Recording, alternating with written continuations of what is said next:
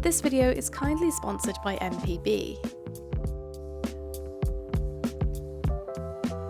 I'm just photographing this group of oysterling mushrooms here on this branch, and there's a contrast here between old growth and new growth which I really like. So we've got this group of fully grown, just past their best, starting to break down oysterlings here.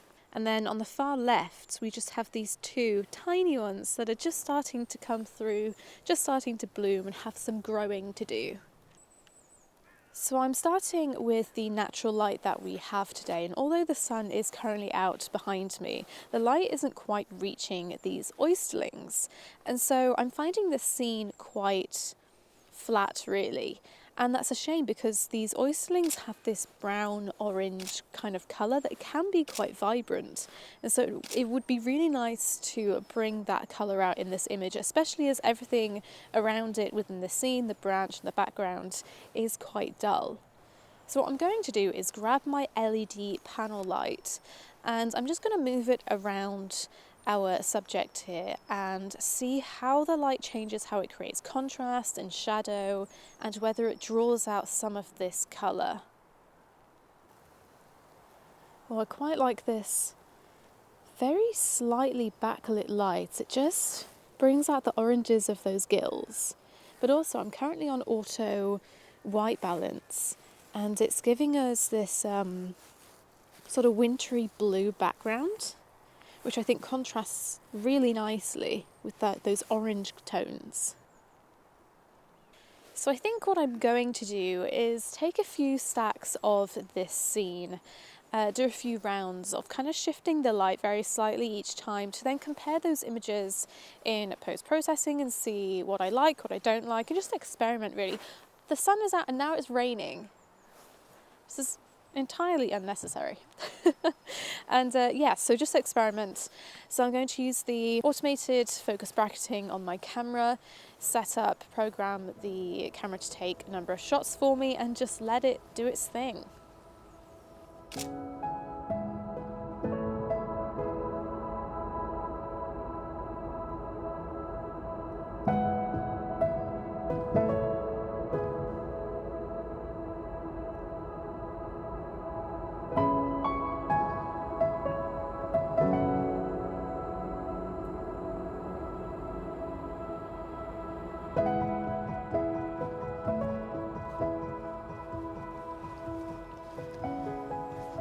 Now, today is not a dedicated macro video. I just got a little distracted on my way elsewhere. Cool blimey, it is very, very muddy. It's like a mud slip and slide over here. And it's all collecting on my wellies. But a week or so ago, I had to abandon a video that I was filming and a photography shoot that I was doing due to some bad weather, some 70-mile-per-hour winds that graced us with its presence. Anyone who frequents woodlands often knows that strong winds and trees can be quite dangerous. I have seen plenty of trees come down, but it's no longer extremely windy. So I think we're going to head back and finish that shoot. So what I'm going to do for you is play the footage that I've already filmed while I change my gear over and make my way there. Don't know why. Make my way there.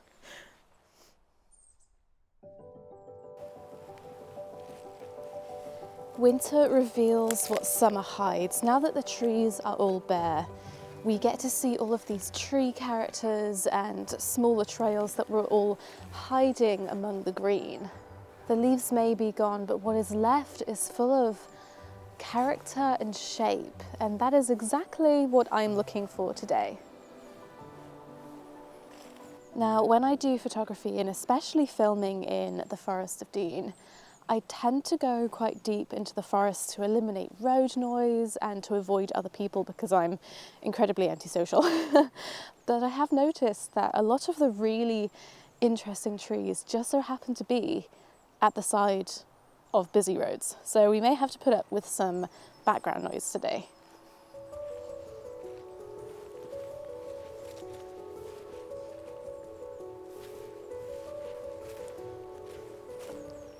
There are some great trees with character up on this bank at the top here.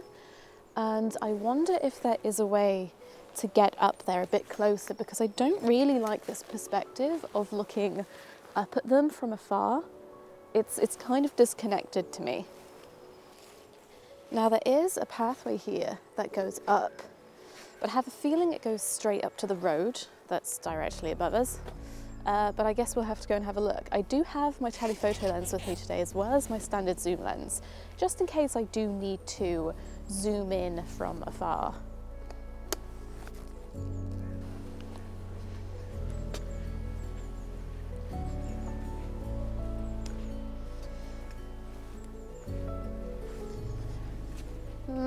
No luck so far, but I will keep trying. But now that I'm going up this hill, actually, I'm getting a really good view of the tops of these trees that I was looking at when I was further down. There may be an image here. A more eye-level perspective like this, to me, feels a bit more relatable. You're face to face with the subject as if you're standing there with it, even though these trees are still really, really far away. And it just feels a bit more connected. I think what I might do is just pop the telephoto lens on, because I think I need that extra little bit of reach.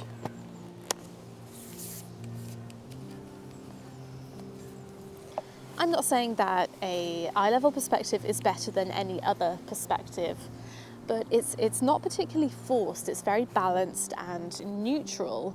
It's not dramatic or exaggerated, so it kind of allows the subject to tell its story without any additional input. So I'll try and show you the scene that I have framed up here.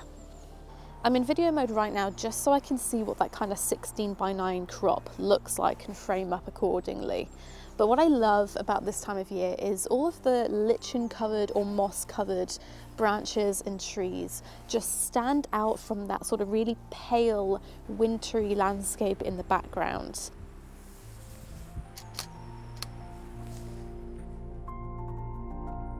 You might not think that trees move, but they do.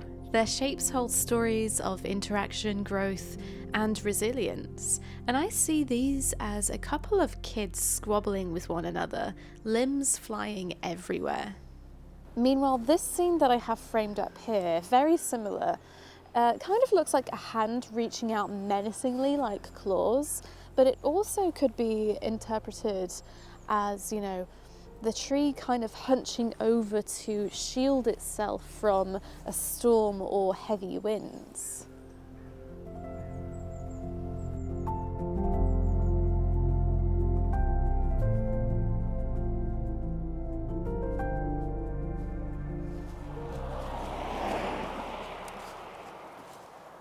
Ah, yes. Definitely leads to the road.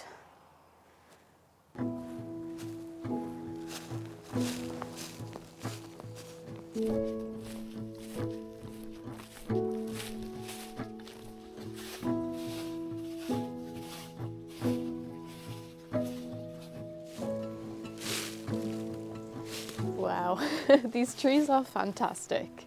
There's so much going on though, so many branches just overlapping and crisscrossing over one another. It's just this giant mossy mess.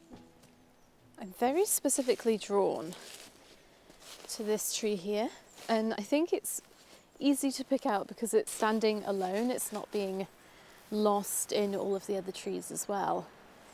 But going with the theme of the last image, it looks like a hand to me. Only this time it's giving more powerful villain energy, in my opinion, sort of like the palm of a hand and then fingers reaching out to grasp something or holding something, sort of like I have it within my hand, I am powerful, sort of kind of vibe. Well, better get the camera out.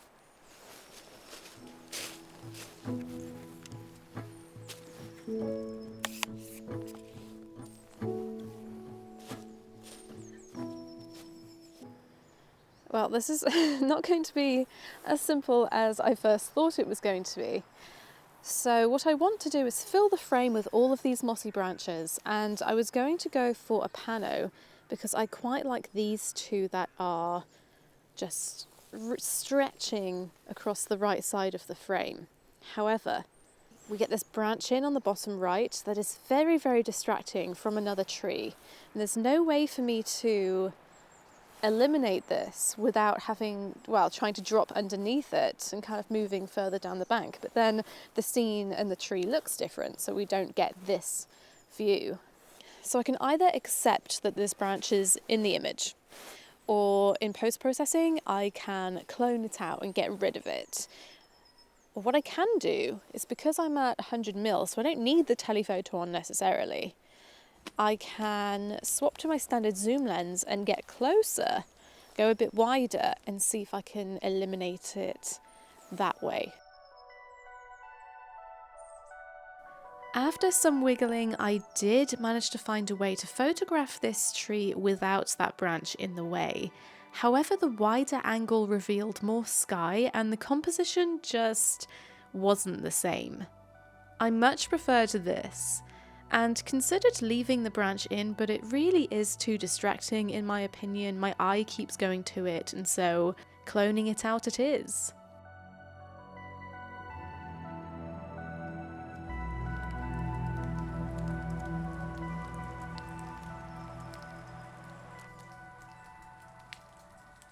I'm exploring a very obscure pathway that I have never walked before, which is exciting. In fact, I don't think a lot of people come down here. There's a lot of signs of wildlife coming through, so I'm just going to be really, really mindful. And oh, I think this is hair ice. I keep seeing this everywhere. Distractions. Look at this.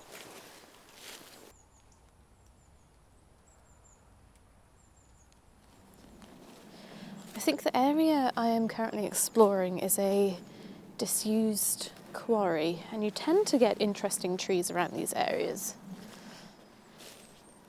I feel as though this area needs a bit of time and exploration because there's so much going on here, and I don't think I have the time to do that today, to be honest. So what I'm going to do is photograph the first tree that stood out to me, which just happens to be this one behind me here.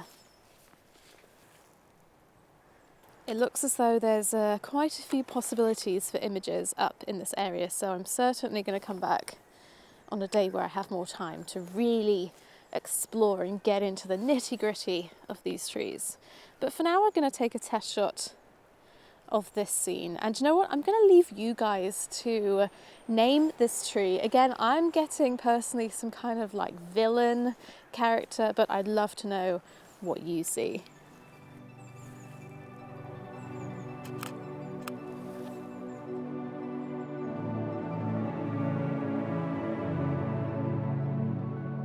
This image was bittersweet as it's a great find, but it's also the last image that I planned to take with my D750. Now, there is nothing wrong with this camera. I absolutely love this camera. However, the D850 has sort of become my work camera, and as a hybrid photographer, I tend to shoot both video and stills on my 850. And so the video capability of the 850 is just something that I find myself needing a little more. And so I've been using the 750 less and less. It's sort of become my off camera in my spare time, comfort camera. But I'm also preferring to use a smaller setup for that now as well. So it's not that there's anything wrong with it. It's just, it's had its time with me, and it's just starting to collect dust on a shelf, and quite frankly I don't have the room.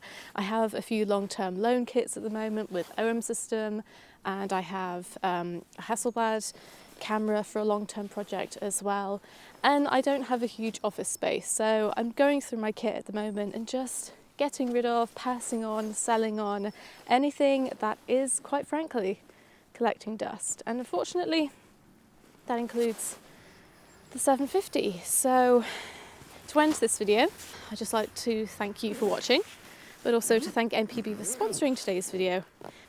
Feel free to join me as I go and pass it on to them. I choose to sell and buy with MPB because the process is so stress-free. I'm just going to give the D750 a quick clean and look it over to check the condition before going to MPB and doing an instant quote. I'm just going to add what I'm selling and choose what I think the condition rating is. MPB will instantly give me a quote, and as I'm content with this, the next step is to arrange delivery. I'm choosing home pickup, which means I don't need to run to the post office, so all that I have left to do is to pack it all up securely. Once it's been picked up, MPB's experts will inspect it, adjust my quote if necessary, and payment will be sent to me within a couple of days. Hopefully whoever decides to buy the 750 in the future will get as much use and joy from it as I did from my own projects. So if you are also looking to say goodbye to some of your camera equipment, then I highly recommend MPB as the place to go. So I'll leave the link to MPB down in the description box for you. Otherwise, I would love to know what your favourite image from today's video was. Thank you so much, and I'll see you next time.